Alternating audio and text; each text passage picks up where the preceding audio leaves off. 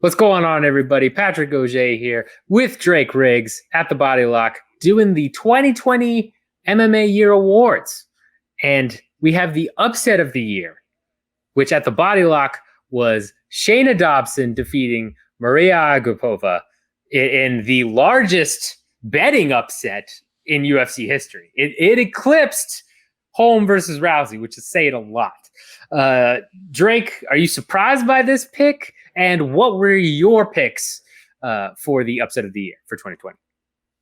Surprised by it? Not really, because on paper, betting wise, absolutely, the statistically, it just factually is the biggest upset of all time, right? In the UFC and all that. So it very rightfully should probably win this. But for me, I had it as my third ranked, just because, yes, it was 100% an upset. Agapova should have been favored in this. We all expect her to. Shana Dobson probably shouldn't even have been in the UFC, after the fight that she had, before this.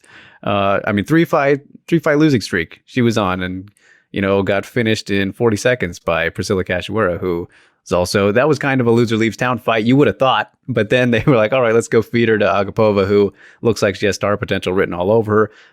But the thing that drops this for me is like, well, first of all, I don't think the betting odds should have been that insane in the first place, because Agapova, far from proven yet. We have seen her lose in the past. Like, it's not that she's been some incredible destroyer. I mean, yes, she has, but at the same time, we've seen her weaknesses, and she's still young and hasn't fought anybody super duper notable just yet. So I don't think that gap should have been as wide as it was. She absolutely should have been the favorite.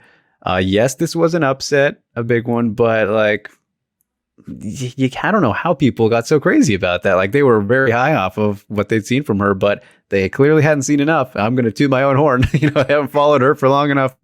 Still plenty to be seen.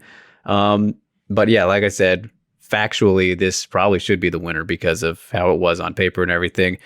But for me, man, I had to go with Mamad Kaladov, the Polish goat, taking out Scott Askham in the rematch that they had at KSW 55 for many, many reasons. That this one was my number one.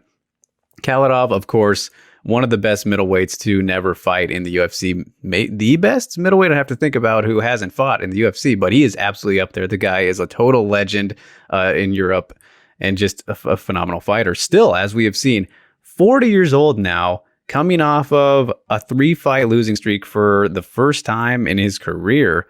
And the fight before that was his loss to Askham.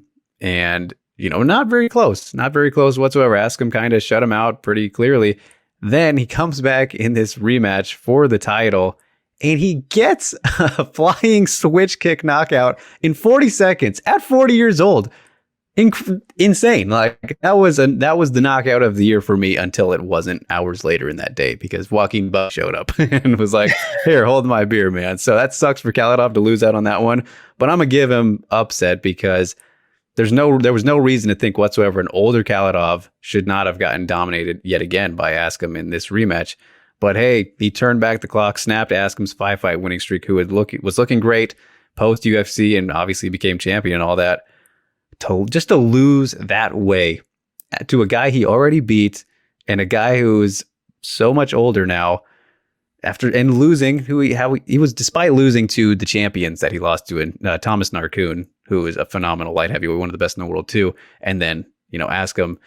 Of course, it's those guys, but just the way and all the factors around it, I was like, who predicted that? Who could have seen that coming? That's the upset for me.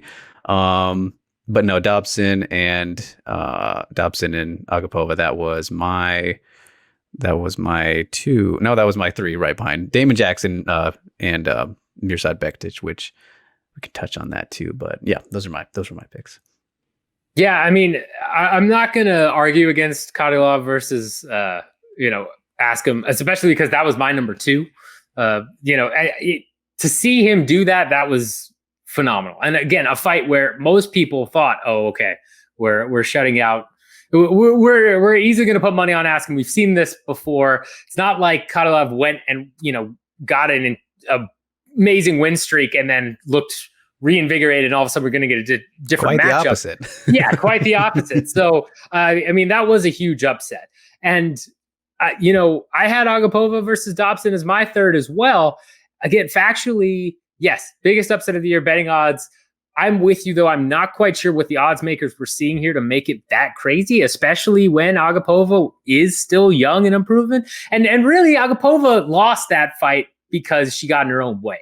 If you go back and watch that fight, she gassed out going for that finish so hard in the beginning in that round. It's one of those things. If she had just conserved her energy, I'm pretty sure we wouldn't even be talking about this. Yeah. She just went all out. And we've seen that a couple of times, you know, especially this year. You had Louis Cosi is another great example, really going all out. You could argue that several times we've seen a fighter just go really hard in the first round, thinking they're going to get that finish, and then they don't deliver and they end up dropping it. So this was a major upset, and I'm not surprised it's at the top, but one that it was in a tie, and it did win the tiebreaker to win.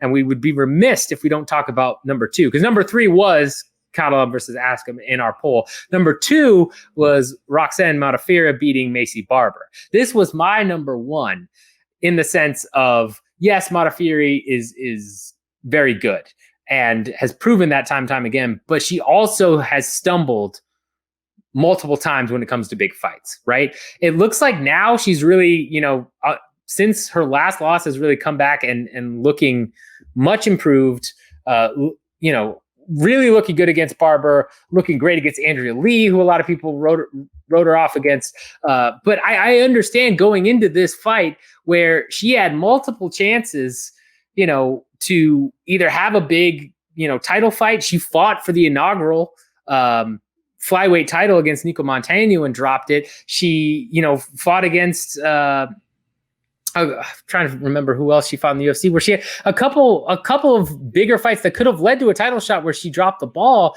And then you had Maycee. Yeah, yes. That was a big one. And then you had Maycee Barber on the other hand, who has, yes, I saw some weaknesses in Barber when she first started, but she's super young and she's been growing every fight. It seemed like this was the fight that was going to put Maycee Barber over, right? Like she was going to get this win over a tried and true vet with Modafferi, and you know this was going to catapult her right into the title picture right away. And no, Modafferi just shut her down. And yes, Barber got injured, and there's all of that, and we won't go into that mess. But you know, it's one of those things. For me, this was a big upset because while I knew Modafferi could pull it out, I didn't write her off completely. It really seemed at the time that Barber was just this surging contender, and Modafferi had those stumbles where you just expected her to kind of, you know, stumble here. And she really put on a great performance all around. And so I had to give that as my number one. Everything you pretty much just said is exactly why I did not think this was an upset. The fight was absolutely, it went exactly how it should have went. You can go back. I am on record saying this before the fight happened. I am not surprised at all by the result. It never should have been. She never should have been the underdog against Maycee, an unproven, essentially a hype train. Nothing against her, but just the absolute disrespect given to Modafferi in this matchup, who has about triple the experience of Maycee Barber. Absurd, man. Everybody was drinking the Kool-Aid, and stylistically, no, Maycee never fought anybody like Roxy. This should never, ever have been an upset consideration going into it. I mean, Roxy was ranked, 7, and Barber, yeah, it would have been an upset if Barber won. So this is backwards, man. That's how I'm looking at this one. And what do you know? I'm going to toot my own horn. I was right. All right. This is not an upset in my books. Never should have been the underdog. Put some respect on Roxy for once, you guys. Yeah. I mean, that is fair. I will give you that. You know, it was a bit of a hype trade. And just to counter your point about her stumbling, yes, but against established fighters, against actual ranked contenders. Sajara Eubanks. Okay, well that's that one, the one.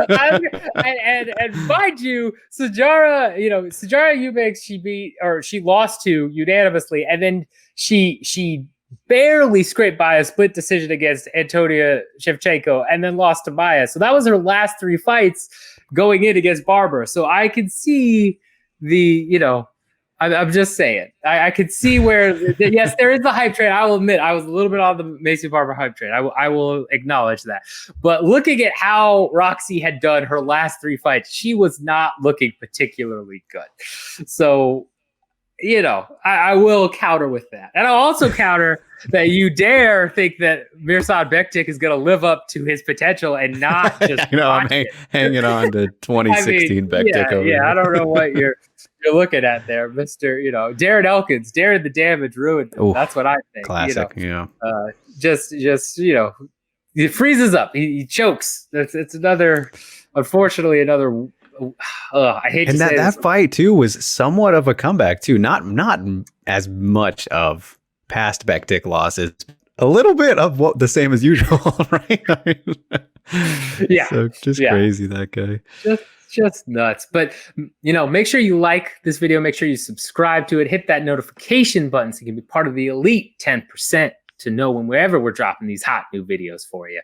And let us know in the comments how you voted upset of the year. If you think we're right with Agapova versus Dobson being there, and then a very close, again, tiebreaker had to decide between that Modafferi and Barber, whether you're on Drake's train thinking that Kadylov versus Askham is up there. Again, I'm not going to argue that was my number 2, and it was close for me. So I'm not going to argue that wasn't there. Do you think that Bektic versus Jackson should have been up there? Or you, like me, it's just assuming Bektic is going to fall on his face and just be sad about it? Because that's kind of how I feel. So make sure you let us know. Drake, anything to wrap this one up, and any other upsets of the year you want to shout out, or anything of that? No, I think we touched most of them. I mean, the other options that we had on our polls and everything deciding that we didn't mention was Sasha Platnikov defeating Kosi, the younger Kosi, the smaller Kosi anyways. Mm-hmm. And then Juliana Rosa defeating Woodson, which that one was a bit of a comeback as well. That was a very, very good fight and a good nod. I don't think quite deserved. Obviously we didn't vote for it, but it was, it's a good mention, I think. And good to see Juicy J. That was a very fun fight. If you haven't seen that one, go check that out for sure. But nothing too insane this year. I mean, the Kadylov Askham upset is more crazy than anything for me because what the result was and how Kadylov did it. But other than that, these weren't nothing super big in terms of stakes and everything outside of that. It's the only title fight on our list here. So yeah, a pretty quiet year overall for upsets, I would say. Yeah, no, I mean, Derek Lewis just didn't fight enough, honestly. It's just, that's what it comes down to, I think. He did beat, Alexei Oleinik, but, right. That's not, just didn't fight it out, just didn't get beat up enough this year. So sorry, Derek. Next year, we'll make sure to give the award back to you for your ridiculousness.